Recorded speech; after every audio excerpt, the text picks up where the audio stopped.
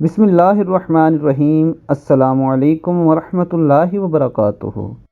ہر روز 100 مرتبہ استغفار کرنا۔ دوستو، استغفار کرنے کی بہت ہی زیادہ فوائد اور فضیلت ہے۔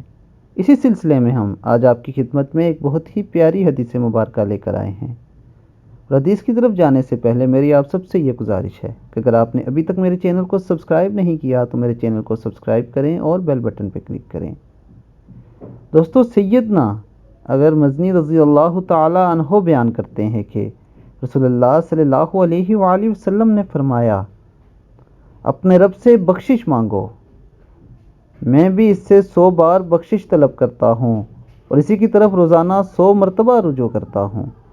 یعنی دوستو، اللہ کے نبی جو سید المرسلین ہیں، جو تمام دنیا کے آقا اور مولا ہیں، جو وجہ تخلیق کائنات ہیں، وہ بھی اللہ رب العزت سے دن میں 100 بار بخشش طلب کرتے ہیں، تو ہم جیسے گناہ گار لوگ کیوں نہیں کرتے؟